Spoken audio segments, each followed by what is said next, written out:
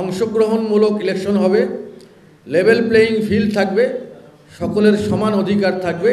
এরকম একটা যে নির্বাচনের জন্য বাংলাদেশের মানুষ আজকে 17 বছর থেকে হাহাকার, সেই ধরনের একটা নির্বাচন আমরা এই ইন্টারিম গভর্নমেন্টের কাছে চাই।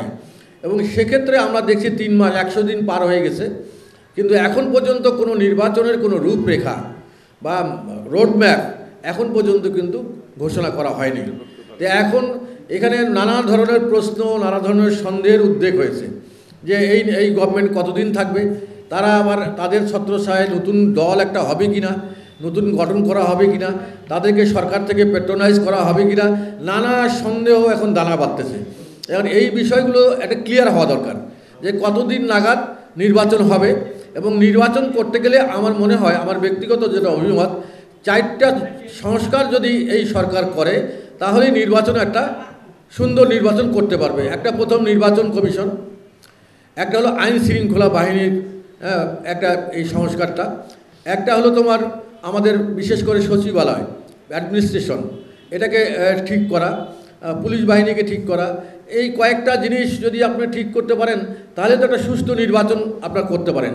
ইন্টারিম গভর্নমেন্টের কাজ কি? ইন্টারিম গভর্নমেন্টের কাজ হলো একটা সুষ্ঠু নির্বাচন অনুষ্ঠিত করা এবং এই নির্বাচন অনুষ্ঠিত করার পর নির্বাচিত প্রতিনিধির হাতে ক্ষমতা হস্তান্তর করা, এইটাই কাজ হলো। কিন্তু আপনি যদি সব সংস্কার করতে যান, আমরা দেখতেছি যে এমন কোনো দিন নাই যে এই 100 দিন পার হয়ে গেল, এমন কোনো দিন নাই যে ঢাকায় কোনো রাস্তা বন্ধ করা আছে, এখানে বন্ধ করা আছে, এখানে সায়েন্স ল্যাব বন্ধ, এখানে শাহবাগ বন্ধ, এখানে অমুক রোড বন্ধ, এখানে গার্মেন্টসের হরতাল। প্রত্যেকটা জায়গায় এমন একটা অচল অবস্থা হয়েছে যে যেভাবে এই গভর্নমেন্টের একটা প্রথম মানুষের প্রত্যাশা ছিল, সেই প্রত্যাশার জায়গাটা কিন্তু অনেক ঘাটতি হয়ে গেছে। সেজন্য আমরা চাই যে দ্রুত আপনাদের এই সংস্কার কাজটা, সব সংস্কার আপনি করতে পারবেন না। আপনাকে যদি মনে করেন যে আপনি এই 17 বছরের জঞ্জাল এই 1 বছরে সাফ করবেন, কোনোদিনই পারবেন না।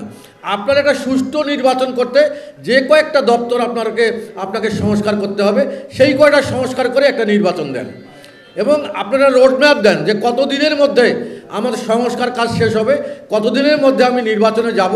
এই বিষয়গুলো যদি ক্লিয়ার করেন তাহলে কিন্তু অন্যান্য রাজনৈতিক দল যারা নির্বাচনে অংশগ্রহণ করতে আগ্রহী, তারা অন্তত আশ্বস্ত হবে যে এতদিন নাগাদ একটা নির্বাচন হচ্ছে।